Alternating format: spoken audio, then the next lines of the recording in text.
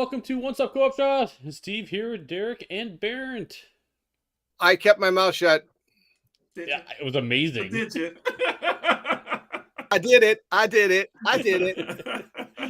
It's so funny because like always up to the mark and be like, Bairnt's got this fun story he's telling, but Bairnt has a tendency, and I know you never heard this before. You have a tendency to talk for longer periods of times. I embellish. There you go. That's the word. That's the word. I truthfully embellish. Truthfully embarrassed. There you go, embellish. So like he's talking. He's like, "Well, we got 5 seconds." He's still going. Oh no, we're gonna start. So, We're gonna start with the end of a story that nobody's gonna understand. exactly. And that's how we don't. It's like a episode of Scrubs when Zach Braff comes back from one of his visions. He just random non sequitur. Exactly. Okay, welcome. This is our co-op chat. This is our live chat. We'll talk about board game topics, generally with a cooperative focus, and it's a new topic every week. And so if you're joining us live, welcome. Obviously, we'll take any questions. We try to stay on topic, but no, we really don't. So I think last week we did pretty good, though, for once. We did so great last week. I was super proud of us. What did we talk about last week? Let's mess that right up. That's right. We did like theme, didn't we? We did theme and games or something. No, was that what the week before? No, I think that was something we were talking about in our private chat. I see. So this week we're going to talk about after dark chat. We have private chat. So this week we talk about crowdfunding and the risks around it, and we'll probably mention a few things, negative things, but basically more of a focus on like what can you do to be aware of these and mitigate your own risk. And honestly, publish as well. So that's what comes down to it. Yeah, so we're not. I see a lot of people in the comment section already, which is awesome. I asked the question, what do you do to mitigate your own risk? Yogi, you're hilarious. Hard liquor in left hand and credit card in the right hand. Is that mitigating your risk, or is that like that might be on the other side? Yes. Think about this. He's got the right idea, because once the game comes to this door, he's like, "Oh my gosh, I got a brand new board game. This is awesome." And if he doesn't get the game, he didn't even know he did it. Totally fine. Where did this come from? Hey, Mike, nice to see you here. I look at how many projects are out. I read comments of past campaigns, and I check to see how late their deliveries are. Unless Hell and I are backing a game, I'm pretty particular, really. Yeah, that's cool. Yeah, and so this came up. This was interesting. This came up. Tiny's in chat, and this is how this conversation started, and we started talking because of what was going on. So Fred, who is unbelievably amazing, but he had gotten a message from Grimlord Games saying that they were shutting their doors. And from that, it was that, that not only him, but other backers who backed Village Attacks lost out on a lot of money. Now, if that was something that for whatever reason it happened, it then started the conversation of how do we mitigate risk? How do we deal with crowdfunding risk? And I've watched a lot of other content creators talk about this topic. Some things I agree with, some things I don't agree with. But overall, I always come back to this entire industry is driven by the community. But yet, I think there's been this disillusion that the community doesn't have any control over this industry. And I think we need to assuage you of that. And one of the things that we talked about, and that's as far as I'll go with naming, right? It was just how the conversation came about, and that's it. One of the things that we want to change your mind on in perspective is the idea that you are at the mercy of these companies, that you are. And when a game comes on crowdfunding, the marketing that's assigned to it, the marketing is designed to go against you. And we talked about this a little bit before, and the whole thing of it is all of that is false perception. You are the industry, and that in its whole entirety. If you choose to back crowdfunding games that are ideas, then you run the risk of what happens when outside forces impact that, or if somebody's just scamming, right? Right. And like I said, I'm not going to name names on that stuff, but it's just more. We need you to kind of understand the power that you hold and start exercising that power that you hold. For instance, one of the things I notice when I look at crowdfunding now, because when I first started, it was, oh my gosh, cool board game. Oh my gosh, cool board game. Oh my gosh, cool board game. Squirrel. But but now that now that I've been in the He's a seasoned vet. I know telltale signs of things. For instance, if you see a Kickstarter that is just a bunch of really cool looking images or sculpts that are made from that are just copy paste from like the Sculpt app or 3D or design, those should be a little bit of red flags. If you don't see gameplay, Yeah. it's an idea. And Yeah. not saying that that's bad. A lot of developers out there have really great ideas, but then they're coming to you with an idea. And when they ask for money from you, they're saying fund my idea. Now, we need to be a little bit more, and this is where it gets difficult, and I'll let y'all two kind of speak to this, talk about it a little bit, but we need to get a little bit more kind of put our investigation minds on and just dive into this to say, if this is an idea, is this something I'm willing to risk? If it's for indie devs, it's tough because they got a full-time job, they've got family, so getting this money is enough for them to do whatever they need to do. However, you also run the risk of, well, this person either scammed you or they were like, nah, I don't have the funds, shipping changed, and therefore you're not going to get your stuff. Right. Or they mismanage their funds without. I mean, I think having the right infrastructure in place before you do a Kickstarter probably helps as well.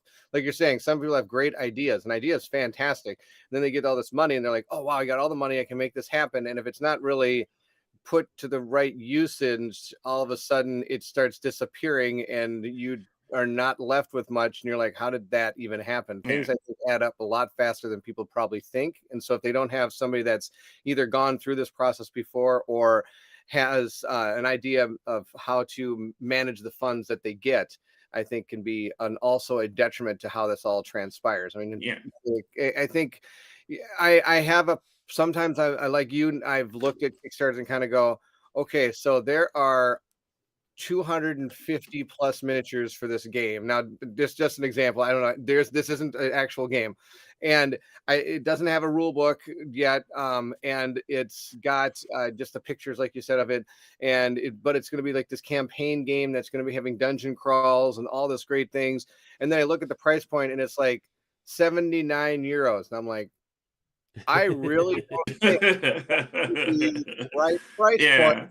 Something like that. Well, I could be wrong because sometimes we don't know what goes on behind the scenes a lot of the times. And they could have an outside source maybe fronting half of the money for this because they really are invested in a project. I know that there's been companies that have had potential mismanaged funds, or things were just more than they could have expected to have happen, and they've gone to these other sources that have, and they've proven that their product is going to be viable, and these other sources have at least helped the very final parts of it or something to help make things happen, which is really cool, especially for us as consumers, because we get that game then, and we're really excited for it. But that's just, I think that's another step in this process that I think we don't know a lot about, but we can kind of see happen. I think that in of itself lends to the ambiguity of non-power or non control or whatever we want to call it in this, is that everything is so abstracted, right? There are people who do want to see the numbers, and there are people who don't. Just say, this game looks good, give me my game. Right. For the people who do see the numbers, that stuff should be made available. My brain on it, like, I can make a statement, but I'm going to offer a solution, because I'm not just going to do one without the other. My thought on that stuff is, I think for people coming to crowdfunding, let's talk. This is not an all-encompassing thing because different people's levels vary. But for what I'm thinking is, you got to be 70% of the way there. That doesn't mean that you have a completed product and ready to go, but it's not an idea. There's some implementation. There's some tests that you've done for it. There's some time that you've put into it. And that 70% also includes your research and understanding of the state of shipping, the state of production, the state of logistics, and saying, okay, with the state that even though it shifts, where it is now, this is what we need to look for. And then look at the trends on if it's going up and down. And that's just smart business sense, right? That's not you sitting there saying, okay, well, I need to get a degree in this. It's more, if the community is saying we trust you and we want to give you funds to get your dream and your passion project to fruition, I think that what we're asking for is not a big ask to say, be transparent, understand understand how you're going to manage those funds. I mean, this is like if you go to a bank and that's what you're doing. Kickstarter's like kind of like that bank you're asking for a loan, right? We're your shareholders. And so if you go to a bank and say, hey, I got this great idea, I just need some money. And they're like, okay, what's your plan? What's your collateral? What are the numbers? Show us the numbers. And you're like, we'll figure it out. Shipping's fine. You're not production. I got that under control. We're going to talk to some plants later. It'll be okay. So it's just, I think the thing is I think we need to start looking at it in that mindset, is that if there's a specific game that's on my mind, and as soon as I saw it, I was like, that's an idea. No, thank you. And so, yeah. And then when it didn't do well on crowdfunding, a lot of people and they themselves were confused and was like, I don't understand why this didn't fund. It looked really cool. We had a great idea. We just need to go back and try to research why this didn't happen.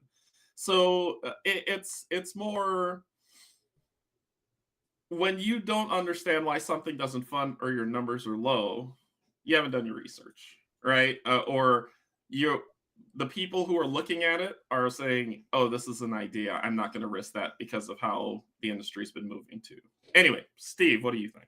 Yeah, that's the crux of it, I think, when I'm looking at these games coming up. Because if it's an idea, it's tough because some, especially indie developers, right, or publishers who are coming out here with a game, they might not have the funds even to do a lot of the marketing and to do a lot of the research. And so crowdfunding is going to help a ton on that front. But it's a big risk, right? So I'm not saying don't back them per se, but be very cognizant of what you get yourself into. Because I don't want to say like, oh yeah, only back games that are 90% complete. I think for bigger companies, absolutely. Like, I think that's a decent ask, because as long as the games there, they're doing polish and like maybe touching up the rule book or finishing up some pieces of art or something like that, no problem. That's easy stuff to do. Or maybe adjusting some sculptures, some miniatures, that's fine. But the thing about Kickstarter, or crowdfunding, I should say, is generally there is a little bit of scope creep in there. So if you're not already in like the 90 percentile and you want to add stretch goals, and some stretch goals might be, hey, we already know what we're doing, cool. Some stretch goals might be like, oh, this is a cool idea, let's add it to the game. And then that is another unknown. So if you're not already at like the 90-80% mark, already done, that's going to be even a bigger risk. You're not really 89%, you're much lower than that because of these added stretch goals. So yeah. And Tiny had a statement in there where he said lots of great points, but if it takes all that extra effort on the backers to research, monitor, and micromanage the campaign, why would I want the pledge? I already have a full-time job. I'm not saying you need to do that. Actually, I want to add to that, to be honest. Oh, go ahead. Because I think we're talking about it from people backing it, but from people, and we're in our fortunate position, who sometimes get prototypes and be able to demo these things, I think it should be a little bit on us to communicate that to the viewers. because we do have the ability to, and the creators themselves. So you have to also hit the creators up too and say like, hey, just a heads up. Yeah. Like, this needs more work. I don't think this has I mean, I shouldn't say it doesn't have a chance, but like, I think you have a great game here, but we need more fleshing out of some of these concepts, some of these ideas. What were you thinking about for this? What were you thinking about for that? And maybe with that, and if they're like, oh, I haven't gotten that far, I'm like, okay, well, you kind of need to.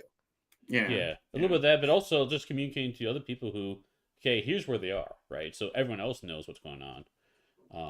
So I think there's a little bit of we're all in this together basically. Yeah. Trying to figure out how. And when we're saying this stuff about the 89% complete, this helps the publishers, right? Because the biggest issue nowadays, in my opinion, is the shipping part of it. Because the shipping costs are very difficult to predict.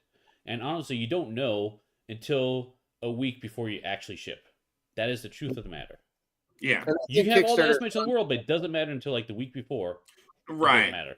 And so the problem with that, you can ask for estimates, but those estimates are going to, the error on those is going to be much greater the longer time you have between here's what I'm communicating my shipping estimate to be, and here's what it actually is. So I think, and I think it's mostly that from what I see, and shipping isn't charged until it's time to ship because a lot of Kickstarters are moving in the right direction, because before it was like, oh, 360 shipped. It's like, oh, okay. And then 3 years later, like you said, all of a sudden something's changed or things become different. Or they got more, they have the box they were going to use had to become bigger because they had more and things like that. But I think almost every project now does say, I shouldn't say every, because I know Chip Theory just did one that had it shipped, but they had their whole plan. I'm sure they are great at having a plan, better than me. And so a lot of Kickstarters now are saying like, okay, we'll charge you shipping when it gets to that point. Exactly. And sadly, of course, and the thing is, I think that's helping because you're seeing Kickstarters themselves it's kind of a two-way street on this one, because you're seeing Kickstarters coming in at a reasonable price because of what they're asking for the product they're trying to develop. Now, of course, we don't know what stage of the development they're in, and that's totally up to us and them at the same time to try to figure out where they are. But at least a lot of the stuff is coming back at a reasonable price now, because they're not waiting till shipping costs. Now, of course, when it comes to shipping costs, that game, you've passed the refund stage a lot of the times. Right. And so now you've got the shipping costs coming in, and people are like, holy moly, that's the shipping cost on this? It's like, yes, it is. I mean, like you said, Steve, at the bottom of the page, they do have like estimates of what it could be about when it gets to that point, but you never know. But I salute this idea. I think this is a lot better for these, especially indie developers that sadly, like Steve's saying, he wants 89% or 80% ready to go. Like, that's great. That's wonderful. But I've talked to some of these indie developers where they're like, I almost barely have the amount of money to ship a prototype to you. Right. And I'm like, oh, okay. And I even said, if I really like the game, there's been a time when I've said like, you know what, I have no problem paying like the $20 to ship this to Hungry Gamer if it'll help. And he's like, that'd be great. I would really appreciate that, because they, like you said, they potentially could be just normal guys like us trying to make their dream come true, and they don't have the $100,000 sitting aside just to get to that 80%. And I think that's where where the waters get muddy, but that's where the transparency needs to be clear. Correct. Right. I think that's where we clear up that murk by saying flashy images. No, how about, hey, this is where I am on the project. I really want to do this, but I need your help, and this is as far as I could get on my own. You need me to do this. Yeah. And my whole thing of this transparency set is, you don't have to have shipping prices, but you have to have a plan. All right. Even back on that a little bit. Why do you feel like they shouldn't have a plan? I think they have shipping estimates. I think that's necessary. Estimates are fine. Estimates are fine as long as they're mentioned as estimates. But I need a plan. I need someone to say, yes. I don't need someone to say, oh yeah, I'm gonna deliver it to you next year, because how are you gonna do it? Like, how far along are you in that development that you can make that timeline? And like you said, Steve, the whole thing of bloat is that necessary? Well, it's Kickstarter. Everybody demands stretch goals, or else they're not going to back your game. Untrue, but let's just say for an instance that that what you're saying is true. Then can you go back to the drawing? Can you go back and say these things can be stretch goals, and then make your encompassing prices go right, and build from there, and then come to Kickstarter saying, okay, I've got X amount of set that are all the stretch goals that I'm willing to do, that I can do in my time with my full-time job, my family, my whatever's going on in my life. This is all that I could commit to. And then when you come to crowdfunding, you've already got it there. Yeah. When it comes to stretch goals, I have there. That's a super fine line because, like you said, they're probably not even ready to go. And I see a couple chats and they're 360 Bairnt's buying the big games. I just set a number. Right. And yes, Tiny, I did just pay for my shipping for that particular game. Yes, I did. But when it comes to the stretch goals, it's a double-edged sword, and the hardest part is stretch goals people want because they want to have that stuff that nobody's going to get that could potentially be when it comes to fruition. Because if you wait till it comes to fruition, why don't I just wait to buy it off the shelf, and then I don't have to worry about any possible potential loss or a problem with it, right? But if you don't have the stretch goals, that's what people are going to potentially could do. If you have the stretch goals, then, like, for example, I'm just using names of people, not a big deal. Like Coolman, you're not. If you get their Kickstarter, you got stretch goal city. You get 7,692 extra dudes to play with that you're never going to play with, right? Unless you're Stephen Canje and you're doing a campaign, then that happens, right? But if you don't, and that's a kind of an outlier because they're already an established company. That's not kind of the people we're really talking about here. We're talking about people that you're hoping to help, and helping them is fine. I'm really stumbling on my words here. I really support the Kickstarter stretch goals that are the daily unlocks. I think that's great because those have already probably been at least thought of. They have an idea. They've already got that plan because, hey, now that we got the game ready to go, is there anything else we could give the Kickstarter people? Yeah, how about these 10 things? Perfect. We'll have one of those come out each week because we have those. Yes. Yeah. And we already know what we're going to do with those. Yes. Instead of, sadly, I had another company kind of crash into the ground because I think they got over stretch goal. They couldn't deal with all these stretch goals that are coming. And then all of a sudden, next thing you know, they had 10 more scenarios and 100 more miniatures. I'm like, that's awesome. And I'm sitting here going, I'm going to get all this. So good. But sadly, sometimes that overdoes what you're hoping for. And that's the thing where they don't plan. That's where I get back to planning. They don't plan for that stuff. It's just, we're just getting more money. We'll throw more stuff at them. At one point, I think one of the people even had a sketch of something they were planning to make as a miniature because they didn't have an idea. You know what I mean?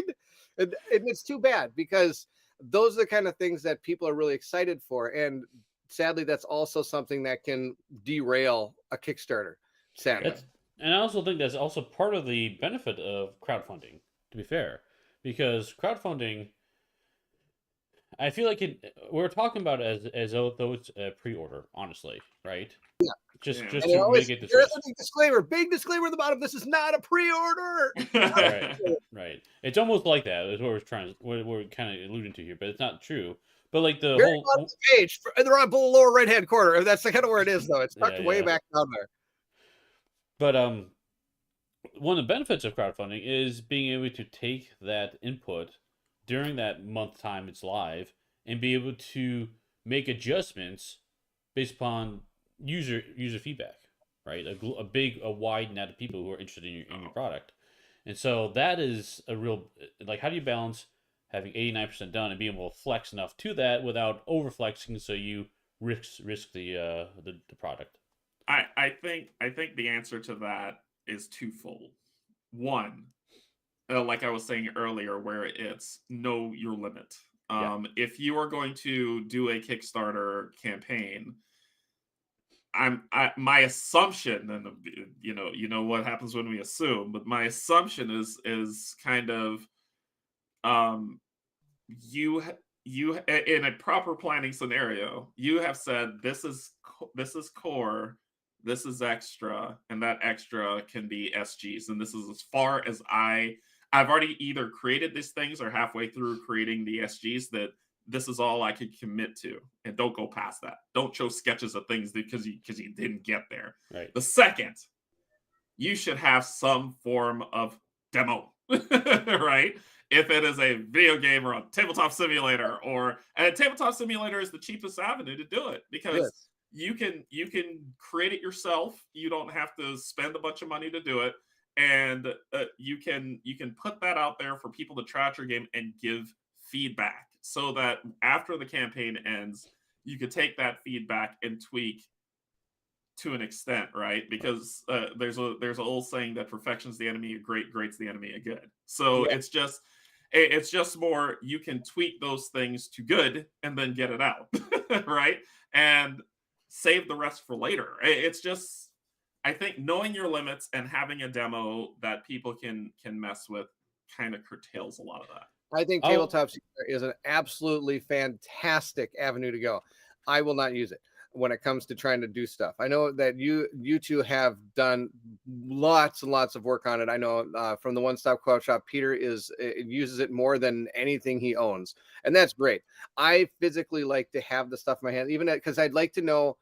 And actually, it's kind of worked to my advantage having the prototypes in my hand, which I know are sadly more cost. It costs them more to do. Like you're saying, tabletop technically is free. You just have to put the time and effort into doing it.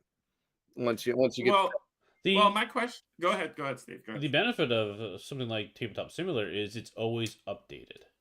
This Mhm. even happened recently with Phantom Epoch, where I was demoing that one. I had the physical product, and there were cards that were changed due to some balance issues because they were tweaking a few things, right? And of course, because of the physical demo, it wasn't updated on the text, but on the TTS, it was totally fine, right? Mhm. So there's that big one. But I understand everyone wants to see the physical copies because it shows them the real what's going to be closer to being reality. But there's pros and cons both ways. Yeah, I did want it's hard to really. I have a fun time playing tabletop simulator with, for example, you guys. It's great, but when I'm sitting at a table, I like to have it. It's kind of, I don't know what it is, but having that experience of it right there really It's the tactile. It really enhances it. Like it's a pulling something tactile out of the thing. bag and going, oh, like it's really awesome, or like Yeah. actually physically holding the dice and throwing them on the table and getting the Yeah. roll you wanted or fail. I don't know. It's just, it has that mystery to it. I think that more, as opposed to like I'm pulling something out of a bag and you just put your mouse over it and pull it out. You've already seen the chip that's coming out. Where in the other one you're holding it in your hand still. And you're like, show it. Oh wow, that's so awesome. Like, you know what I mean? I don't know. Yeah. I think for me. Well, Steve, go ahead and finish what you were saying. I'm sorry. Yeah, Steve. Well, I'm going to change this. I'm going to go back to something else you said, Derek. If you want to finish this out, so. I think that's tough. I think it's tough only because if we say that we need a in-hand demo from creators, we've marginalized a lot of people. Yes. No, I agree. I don't think you need to have them. I just know that you're probably not going to see stuff from me when it comes gotcha. to those type of things. I like to have that in my hand. I've worked with developers on their tabletop simulator. They've taught me how to play their game, which is really nice. I think that's great. And like I've actually, everything I'm saying is just me. In the vision, I'm 100% for tabletop simulator. I think that's probably the best avenue to show off a game ever. Because you can, not only that, as you're playing it, even developers can join you. They can like help show you how to play the game and stuff, as opposed to recording something and then me sending them a video and being like, which I just did, and then the developer sending me back, hey, just a heads up, this and this and this. I'm like, oh, okay. So I'll have to put a timestamp, let's put like a subtitle in there, or I might have to go in there and re-edit audio because I didn't realize it was on GameFound and I said Kickstarter. So now I have to go into that video and I have to take out the word Kickstarter in everything. So it's gonna be like, oh, I can hardly wait till this game comes to GameFound. It'll be really cool. I think the thing when I talk about the TTS side of things too, and then Steve, I'll change away. I think when I talk about things like demos in TTS, I think they're big. I think they're big because one of the things that a lot of us take for granted, and I'm just going to touch on this and I'm going to stop because this is a whole different conversation, is... Wait, are you saying we're off topic? Not yet. We're That's off why I'm topic. gonna stop It's okay. after this. That's why I'm telling you stop yet. So one of the things that I think people take that doesn't I don't know how to say this. I'll just say what I'm saying. It's when we say it's not fun or when we don't play it on the digital tabletop for a demo only. To me, that's I need the tactile feel of the game or else it's not the same. However, the purpose of the demo is for you to see the mechanics of the game. Yeah. And so for you to say, are these mechanics going to be something that gel with my play style? After that, if you're like, I past that, I don't want to play on TTS. I want the tactile feel of the game at the table. That's valid. That's perfectly valid. But I think its purpose from a demo's perspective is for you to see the mechanics of the game without this dev having to send a demo out to somebody. And once you could do that, I think that's it. All right, I'm done. Yeah, and it's hard. It's sometimes hard to follow. I agree with you, Tiny, for that. So. Yes, I actually, Tiny, I if it wasn't for the fact that I know these guys and they're fantastic, I probably wouldn't. I have a very hard time watching people do tabletop simulator. Yeah, I get that. No offense. I love Steve and I love Canje, so I watch their stuff because they're fantastic. It may be on in the background while I'm doing something else because I don't know what's ever going on. But no, I'm totally kidding. I'm 100% kidding. I do watch. It is harder for me to do tabletop simulator visual stuff, and that's, I think, one of the things. Again, it stems to me as needing to record with the actual components. That's how it is. And Yogi Bear, I will tell you right now. Yes, it is Zelda Day. After we're done with the stream. No, stay on topic. Steve's talking about stuff. Stay on topic. Stay on topic. No, stay on topic. Steve. Fantastic. It's a great. Stay on topic. Steve, what were you gonna say? Stay on target. Stay on target. I'll make this one last comment. I'll get back to something you said earlier, Derek. But for TTS, I personally find it a lot harder to stream a game on Tabletop Simulator than with physical components because of what you're mentioning here, Tiny. Like in TTS, what I see is what you see. But for streaming, what I see is different than what you see. So I can look at a rulebook. I can look at my hand without having you covering up in front of the board game, which is important at the time, right? Yeah. And it makes it really hard to plan things sometimes because let's look at the board, and then I need to figure out how to play my hand, but I'm not looking at my hand. It's one of those weird things that gets really hard when talk about filming and trying to get this communicated. Yeah. Now, I'll come back to a topic that Derek mentioned earlier about knowing your limits, and I'm going to call out positively one publisher I think does a really good job with this, and that's Gamelin Games. They make the Tiny Epic series, and the Tiny Epic series, the one benefit they have is they know the size of the box, and they know how much space they can fill that, and they know how much weight it is. So they say, okay, here's my box size.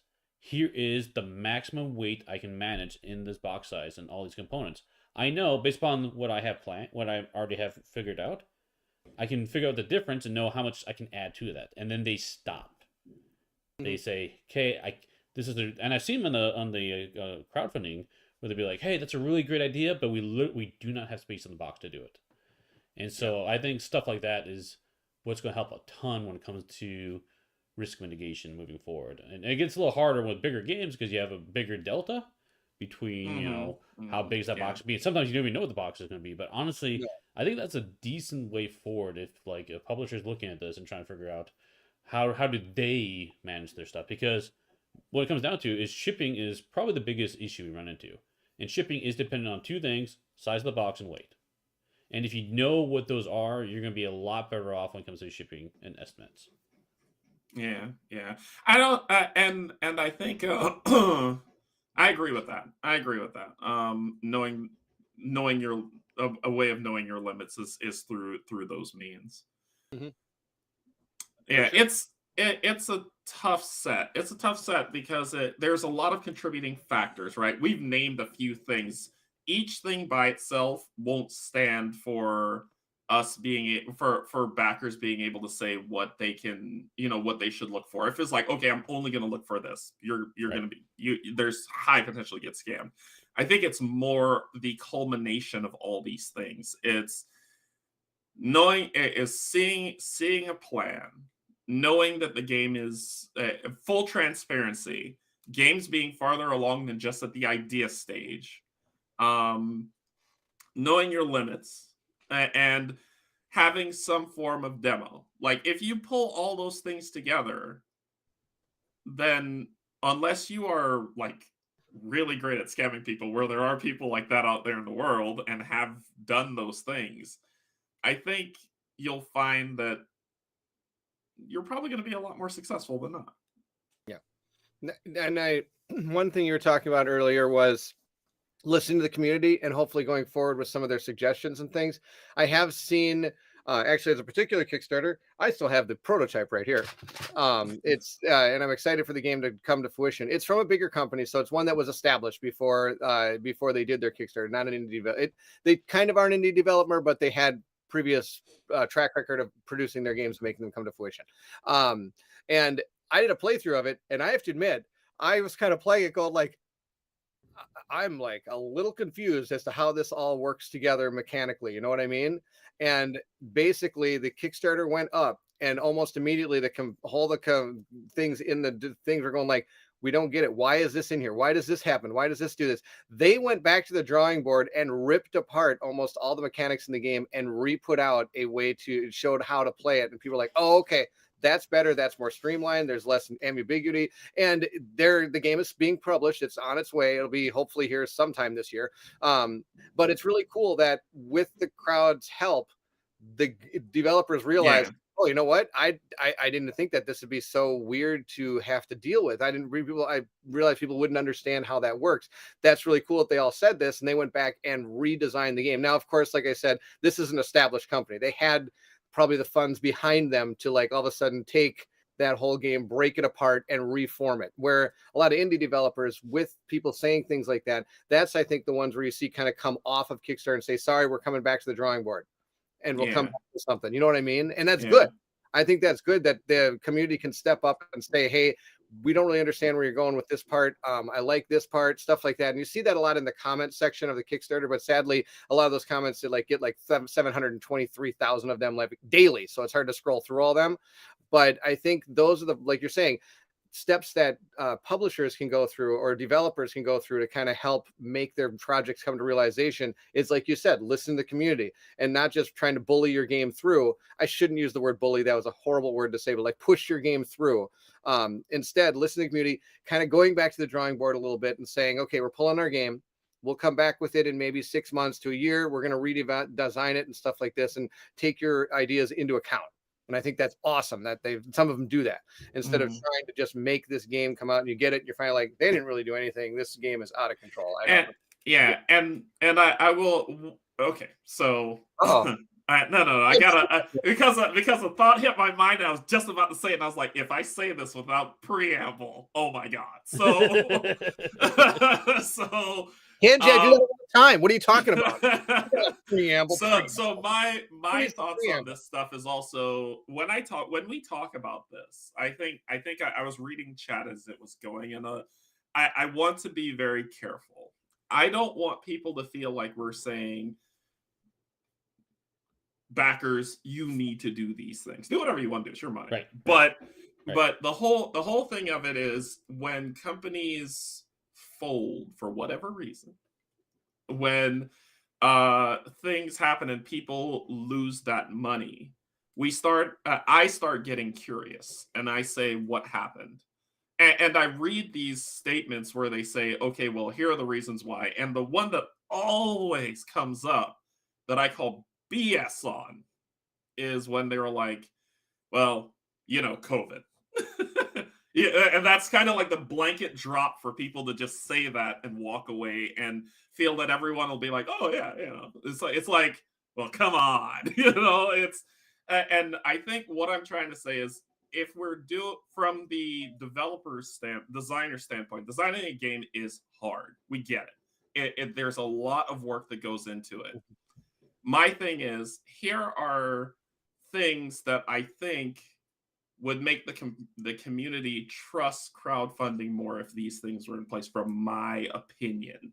And then here are things from a backer standpoint that I look for it whenever I look at these things. For example, if a company has not delivered a game and they're on their third Kickstarter, I'm not naming names. There is a red flag, but people throw money at them, right? And then when things go sideways, it's rage. And I look at that and I'm like, your anger is valid, but I think you're directing it in the wrong direction. Right? If you're saying, well, this company has had 4 Kickstarters, none of them have delivered, and people back them, and then people get mad when they don't show up, your anger is misplaced. Because, well, I shouldn't have to. Yes, you should. It's your money. You are investing. Do your research. Yeah. And I think that's the one thing that I want to put forth. I'm not trying to tell you what to do. I'm saying, when bleep go sideways, your anger is pointed in the wrong direction. So, but that's all. That's why I said, if I said that without preamble of the stuff of, I'm not trying to tell you what to do, I feel like that would have been a huge blowback. So I like what Tiny said. She said, Bairnt, I'm happy you raised that also, because failed Kickstarter campaign doesn't mean that it's a bad game. That's very true. A lot of the times, like, if I've seen in the past good games not make it, and they go back and they come back out and they've improved their game, or at least they've redesigned the attempt at getting it to you. And I've gotten games, I've actually backed a second, like, oh, they're back on Kickstarter. I think there's and it's worked out, and I'm excited for those people. And like Derek says, a lot of their Canje, there's a lot of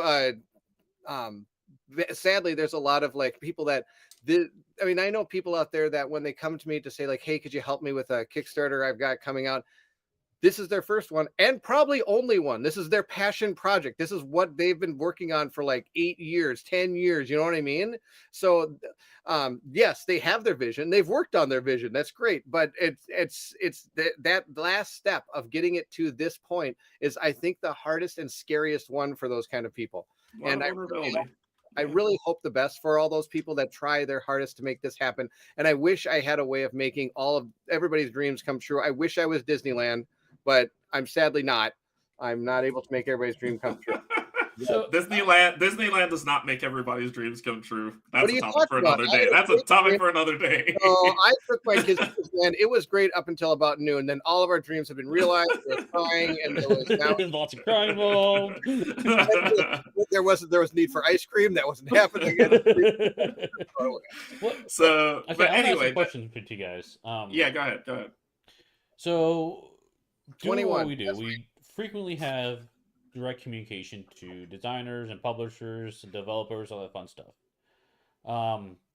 Do you ever have chats with folks? And maybe these are like, this is their first campaign, they're just the first product they're trying to do, passion product.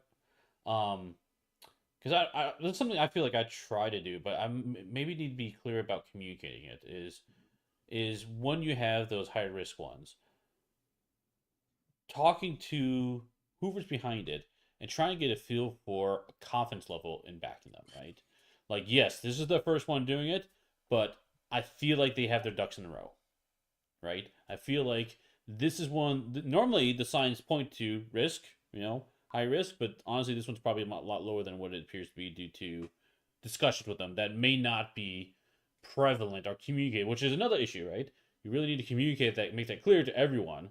But like on our side, is that something you guys do, or is that something we can communicate better to other people? I don't know.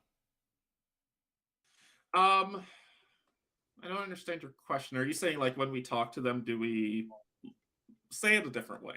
I don't He understand. wants to know is when you're talking to people, do you feel the confidence? Do you feel the what do you call it? Has he, like Steve says, does he have all his ducks in his row, or is he kind of saying, well, I'm kind of working on this, I'm hoping that it can kind of do what this will do, or do you have the thing like, as you do this is going to happen down the line, like kind of thing, like does he have these things? I think is what he's asking. Yeah, basically, how because we're talking about like here's some good things, here's some things to worry about, here's things to good practices basically, but there are still folks out there with ideas that need help with crowdfunding. I don't want them to feel like they're being left out because they can't perform these 89% completion games or whatever we're talking about, right? And maybe so how do we, because in my mind crowdfunding should be used for those folks that I know what I know exactly how to do it, Steve. This is how you do it. Go ahead. You know, when you go and you see your crowdfunding page and you click on it and it's a bunch of CGI images of saying like big campaign, epic monsters, all this stuff, right? I actually like the ones where the creator is actually standing there and going, "Hi, thank you for clicking on my Kickstarter. I'd like to tell you what I'm envisioning in this game and what I've done to go forward with my project." And like he has like some of his like 3D printed components out on the table, and he's like talking about these. I don't see enough of this, and I think that's a great step as opposed to boom, big epic campaign, and also this big dragon comes flying in as a CGI image, and then you hear underneath him somebody going like, "In a vast wasteland full of desolation and destruction." I mean, yeah, that's great. I love your setting. That's fantastic. I would actually like you to tell me how you've gotten to where you are. And I've seen a few Kickstarters do that, where the creator sits there and with a table in front of him, a bunch of board games behind him, you know, prepped up stage and everything. But he's genuinely telling you what he's done and where he's gotten to. And then usually it ends with, "And I'm looking for you to fulfill the next step of this project," or something. And I really, that's great. That's a really good point. Like if you would approach it that way and say like, I need the funds for XYZ, instead of say, "Oh, I need your help making this dream a reality," right? Cool, that's nice thoughts, but like when you say, "I need the funds for XYZ," that's something concrete. That tells me you know what your limits are. You know what you need to make this thing a reality. I have a lot more confidence in that. Like, I've got the story created. It's already written. Right. I've got the character design ready to go. I've got everything. I just need this to get to the shipping to the company to get it made. And that's where I need your help. It's, okay, good. You've got all the components and planned out what you're planning to do. Now, of course, we have the ever mounting stretch goal monster that could eventually fail this. But that, to me, I've seen these a few times, and those I have more confidence in, as opposed to "in a desolate wasteland, oh, big giant coming up the street. There were two mighty warriors." It's like, okay, great, that's fantastic. Click, stop, done. Okay, now I have to scroll through it because that's not going to tell me anything about this game. Nothing. It's going to tell me nothing. It's just a flashy YouTube video. You know what I mean? Yeah, I'm gonna be a confession time for me. I almost never watch Kickstarter videos. So, like intro stuff they have up there, I almost never watch them. Yeah, it's funny because I only do that. I only do it on games where I'm kind of scrolling through it, going, "What is going on? I don't really get." And all of a sudden, I click on it, like, "In a desolate wasteland." Oh. There's a guy sitting there going, like, "Welcome to my Kickstarter for Desolate Wastelands. What I'm planning and envisioning in this project is this, and let me show you." And like, he's got it all there. And I'm like, "Oh, I see how it's working." And we're going to use a simple bag building mechanic that's going to be able to show how our characters interact with the world around them. Like, "Oh, okay, we're using bag building. That's fantastic. That's great." I mean, it's kind of neat. Some Kickstarters actually show, like, they have like those GIFs, like maybe like 20-second image where you see a guy reach his hand in and pull out like 3 things like over and over again on the screen. I'm like, that's kind of cool, but I'd rather have a guy telling me about all this than just showing me random pictures on the screen. I think there's one other topic I want to bring up because I saw it mentioned a couple of times here. Is oh, by the way, I back Desolate Wastelands for sure. No, I have no idea. I just made all that up. That none of that I said earlier about Desolate Wasteland dragons coming in. None of that. I all just my imagination. Yeah, the other thing I want to mention, because it's been brought up in the chat a few times, is the shipping aspect of it, because I think that's probably the biggest concern. Because, truth be told, it is out of the publisher's hands, right? And it's out of everybody's hands. It really is, because there's so many hands that touch it during shipping, and and it's really difficult to manage that system. Now, what should be done, because it is out of the hands, it needs to be communicated clearly, right? I don't think you can over communicate when it comes to shipping, right? Honestly. And I think sadly that's where the most silence in Kickstarters comes from, like you're saying, Steve. And sometimes it's like, oh, we're done printing from the factory, we're loading on the boat, and it's like, 30 days later, oh yeah, those things have been loaded on the boat. I'm like, what happened during that 30 days? Like, shouldn't take 30 days to load things on a boat, right? Transparency. So there's the trouble. Transparency. I don't know how this works because I have never done a Kickstarter, but I have a strong feeling that I wouldn't doubt that every day some of these, because they're as sometimes excited as you are, especially indie developers, to get that game in their hands. I'm guessing every day they're on the emails typing, going like, hey, how's that going? Have you got that on the boat yet? Silence. Is that on the boat yet? Silence. Is it on the boat yet? Silence. Is it on the boat yet? Silence. Well, we have to make a Kickstarter video like 40 days later going like, just to tell you, we've been trying to figure out where this boat is. They can buy, but nobody's giving us any info on where this is. And you know what? That would be great. It would, yes, but I think people are scared to do that. They're scared to say something like that because people all of a sudden are going to go, "Where's my game?" Well, that's the kicker is they need to be able to say that honestly because that is clear, right? I'm asking for this. I'm not getting a response, right? And that should, in my mind, put the pressure on the people not providing the information, right? Yeah. And of course, there can be some people who are going to go and blame the publisher or developer, who's running the campaign, because here's how you avoid that with boats, right?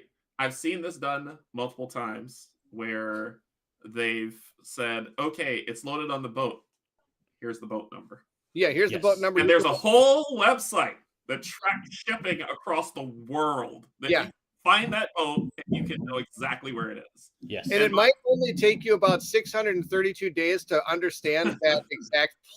I've actually clicked on that and I can't figure it out for the life of me. All I see is like little colors all over the screen. I'm like, I click on it, also it zooms in and I'm like, there's your boat. I'm like, it is on the grid. I have no idea where that was.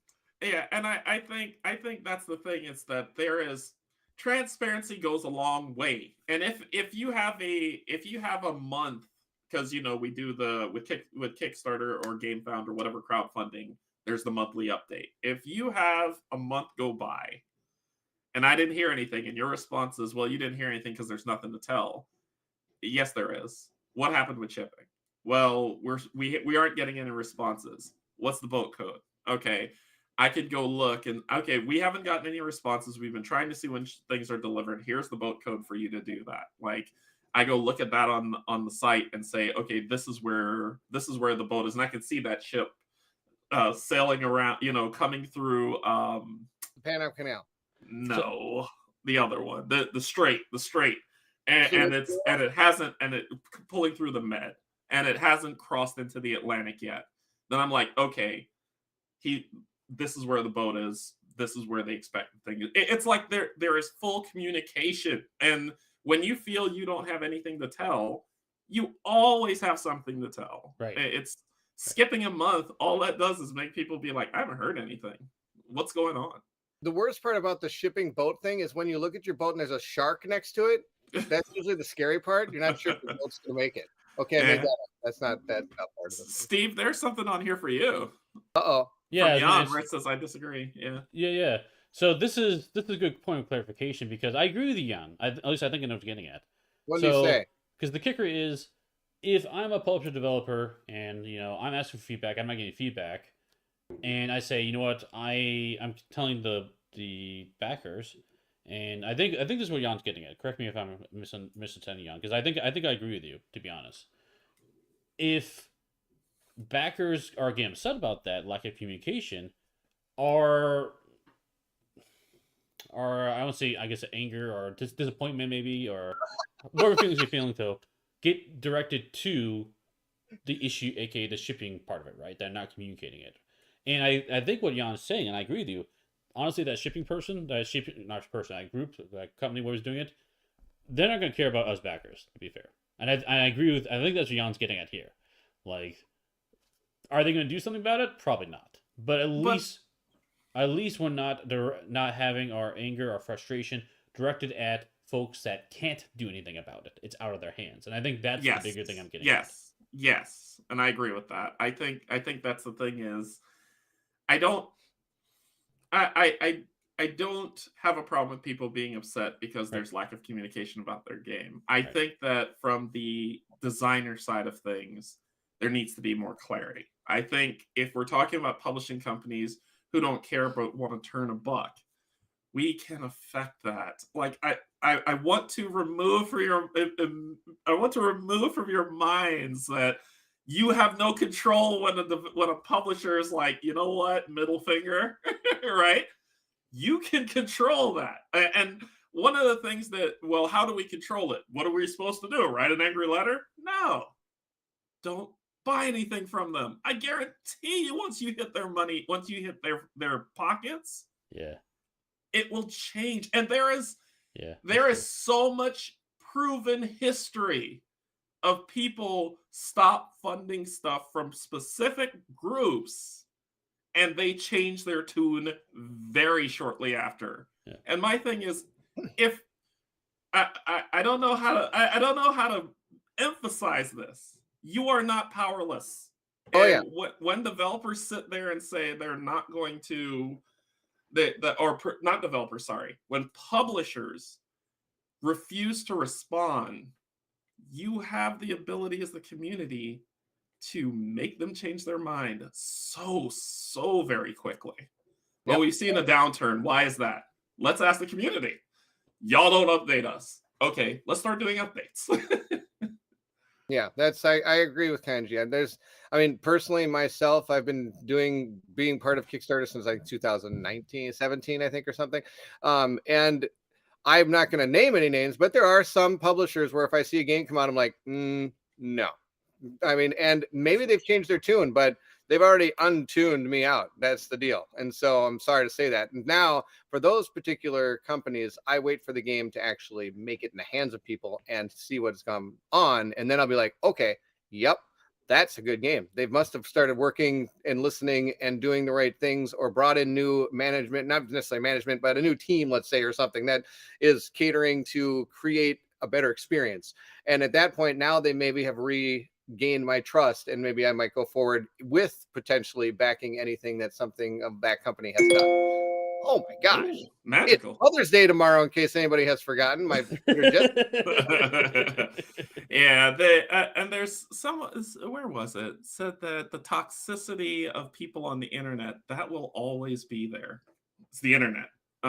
So my thing is, there's a whole conversation that we can have about thick skin when it comes to toxicity on the internet, but we're not there. It's just more, that will always be there, but you know the community, and I've had, like I've said, I've gotten some nasty comments. One in particular that will stay with me forever, but I've gotten some nasty comments. But you know what? It's the internet. That's called next week.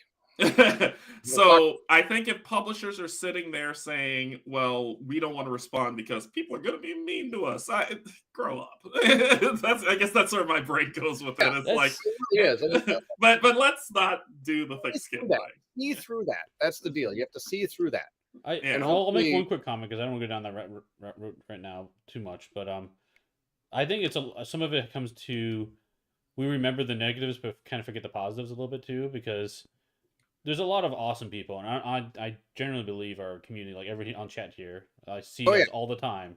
It's such a positive influence on what we do, and I love seeing you guys there too. And so that's what helps us drive us forward to get past some of those negativity.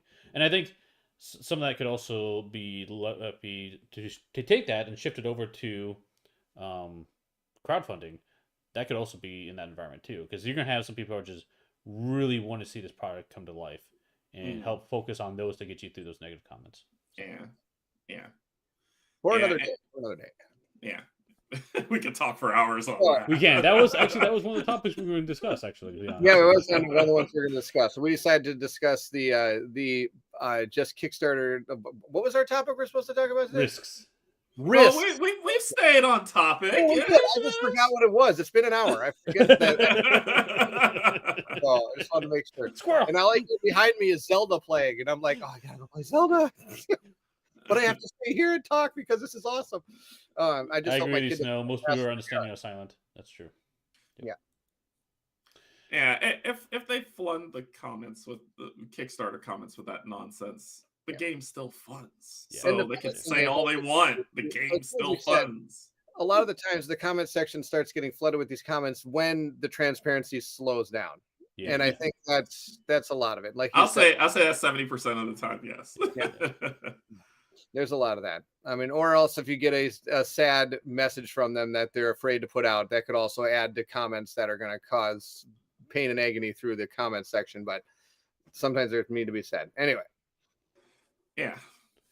Okay. I feel like that's That's a great question, Snow. If you're talking risks, what are your percentages of fail rates with Kickstarters? Now, when I first got into hobby, 90%. Now, I'm probably down to about 30. For me, I'm trying to think of the ones that I've backed that didn't come to fruition. And I really only think there's one for me. Ooh, lucky. And sadly, it still technically is being made. So maybe it's just because and that's that Myth 2.0 concept. Then the whole thing kind of tanked underneath MegaCon Games, which now is picked up by Ulysses Spiel, and they've actually already said that they are going to honor that Kickstarter from 2018 or 19. I forget which one. I'm sure it's like 2015, 16. I have to look. Anyway, and they're actually they say the minis are on the boat, and I'm going to be getting these minis. They did the paper components already. Those were sent to me good 2 or 3 years ago, maybe 4 years ago.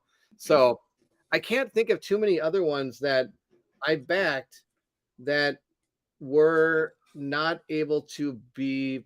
I'm sure there is a couple, and I just sadly can't remember them, which is sad because you think you'd remember get it. So yeah, I have company names that I can list off for you that you'll be like, oh yeah, but I'm not naming names.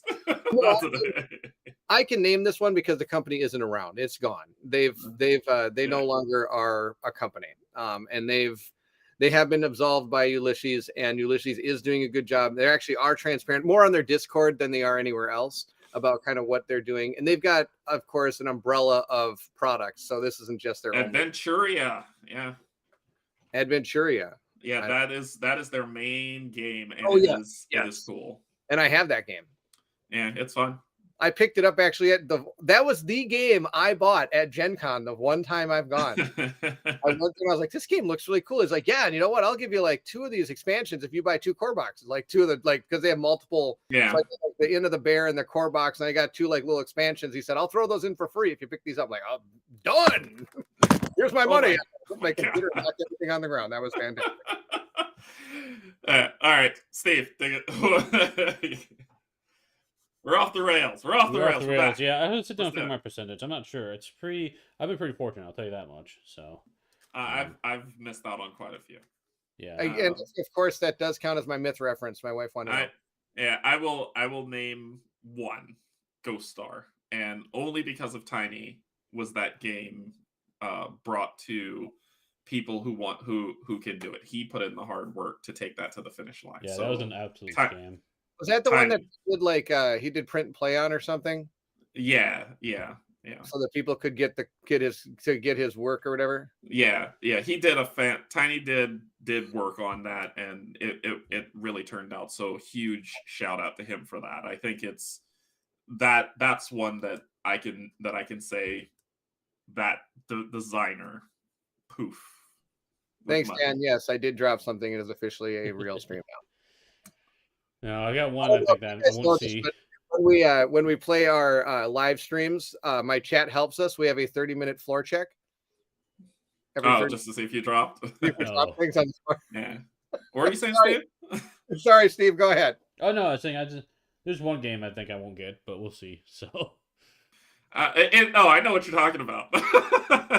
So, you'll get it. It's coming. I'm not counting my chickens. All right, so I think that's probably enough for today, though. Yeah, let's go around the room. So, Bairnt, what you got coming up? I've got floor check on Monday with Colin. We're going to continue our Oathsworn as usual. I don't know how I'm going to do it, man. I recorded the first chapter of ISO Farian Guard. I have to split that into 2 videos. It's like 3 hours long.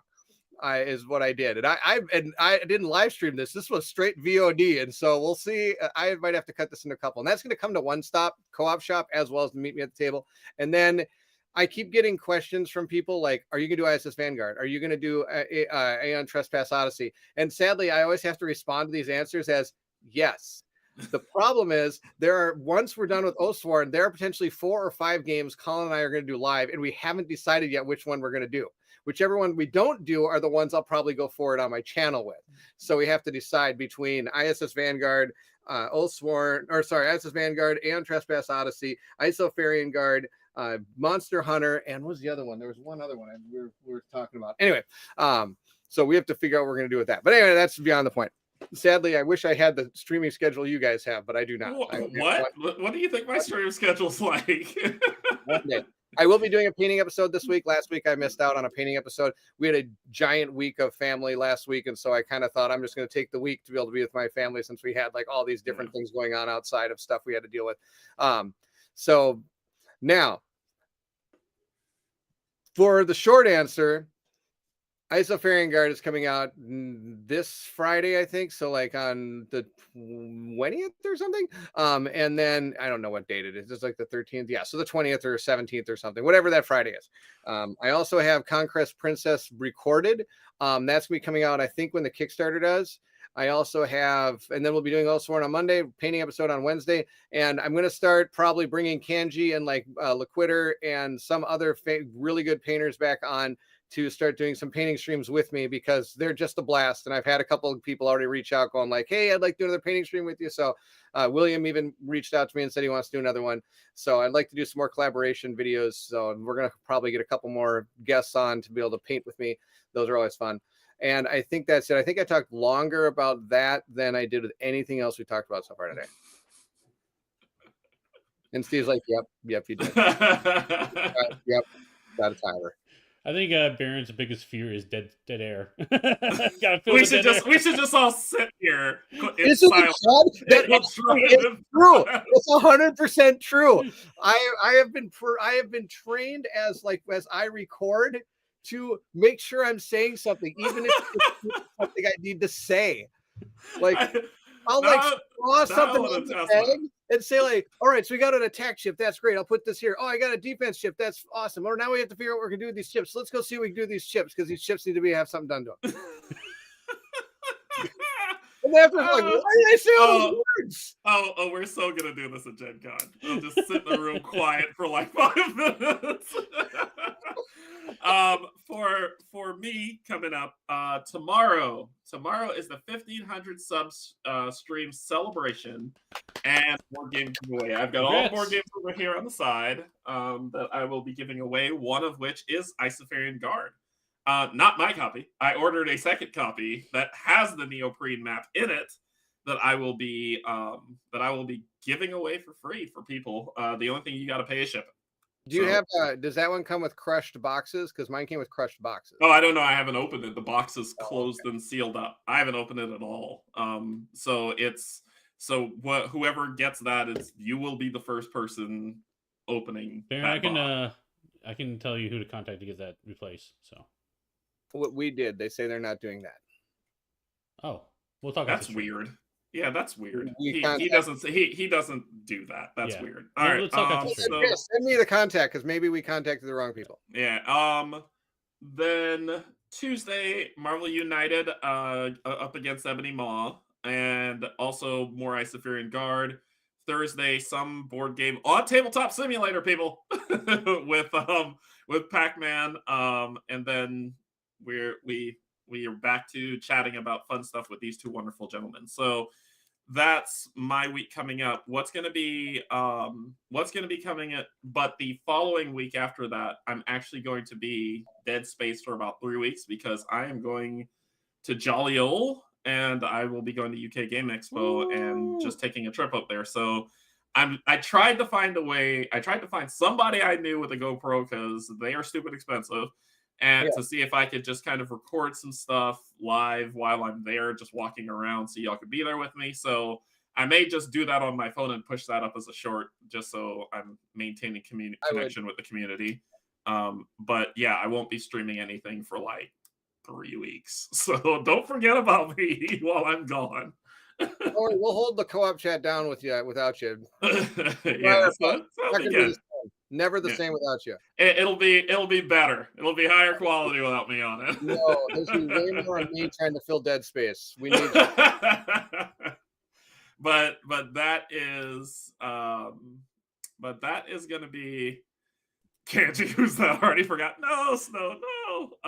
But that is me of what's coming up. Steve, what you got? Well, while you're at UK Gaming Expo and not watching other streams, I'm gonna make sure we kill all the characters off on our United campaign. Where's everybody? They're all dead. What happened? That would be awesome. You should actually make a fake one that has all these things and post it. I'm sorry, man. This is what happened. Oh my gosh. Also, before I hop off, D&D is in the planning sessions for all of us to do. It is going to be happening in July. And we have a date, but we're just going to solidify it amongst all of us. We do have some fun stuff, except Cloak and Dagger. Well done, Kim. Well done. So we do have the world is created. I have 2 battle maps created already, and everyone else who's gonna the players, they've all created their characters. We've got something special that's on the horizon to kind of whet the appetite, but we're not going to talk about it until that drops. Yep. And then there's something else, and it's gone because I started talking about D&D. Whatever. That's it. What do you got, Steve? Yeah, content coming this week. Monday, I'm going to start a new campaign. I'm going to do Valor and Villainy. Oh, that's good. So we're actually going to jump in on Act 3, which is the first full real game. There's a tutorial. Acts 1 and 2 basically teach you the game. Act 3 is where you get everything together. So we'll do that Monday, and then we'll probably continue that. It's only 8 acts, so only 5 games. So it should be a pretty short campaign to see everything. But that's the plan. Do Valor and Villainy. We'll be doing Marvel United like normal on Wednesday. We'll have to figure this out. If you're at UK Gaming Expo, I'm tempted if we do a quick pause on that until you come back. We'll see how far we get, I guess. I'll have to figure that out. Because I have other games I want to stream too. Because I also got Deep Rock Galactic finally. Yes, you did. So I want to get that one on the channel a lot more because I love that game. The game's so fun. And we have just got yesterday Monster Pit, so I'm gonna put that on the channel as well. So Monster Pit. It's monsters are in a pit. Yeah, it's sure. It's from the same setting as Catacombs, but it's not a dexterity game. It's a, guess you could say a tableau building tower, not really tower defense, a tableau building defense game. Monsters moving towards the city. And from a pit. It comes from a pit, of course. That's the name. And you have to build up knights and dragons, all sorts of stuff to stop the monster from reaching the city. So okay, I'm curious to see what that is. Yeah, I mean, if y'all want to take a pause on that and do it, that's fine. Yeah. Tiny's asking either y'all get new adventure tactics in. I did not. Sorry. No, I didn't back it. Colin backed it. He will be probably doing something on the One Stop Co-op Shop channel about that. There may be a chance I might be able to steal it from him to do something on my channel. We shall see. Yeah, I think I watched a playthrough. I think that's been covered on One Stop. I heard things. I haven't played it though, so yeah. So yeah, maybe it'll come to Gen Con. We'll see. Maybe you can try it. And the 3 of us are going to be at Gen Con. It's going to be more interesting because Colin's going to be there. Mm-hmm. Has anybody else from the One Stop side said that they're going to be there? I think everybody is. Oh wow! Yeah, I haven't heard confirmation from Mike, but he sounded like he was likely going to be there. Is Jason? You know, Jason, I don't think he is. Okay, so I know Peter is. He's been there every year we've been there. Yeah, Peter's probably gonna be there. Yeah, and this just so people are aware, this Gen Con is going to be nuts. It's I think they're forecasting it to be like the biggest one ever. Oh, really? I can imagine that because it's been almost 2 years since they've really been able to establish a Gen Con. You know what I mean? Yeah. Last year's where I went to me that was packed, but they said it's going to be. It's almost. It probably might end up being double that. For what's coming, I know for a fact like the group from Critical Role is going to be there, which is going to draw a lot more fans of that genre, and so it's going to be massive this year. So good luck on finding a hotel if you haven't found one yet. Yeah, but actually, hopefully we'll meet you there. And when you go to this year at Gen Con, most likely will be the what do you call it? The inauguration of Colin joining the co-op chat. Are we gonna do one there? I'm down for it.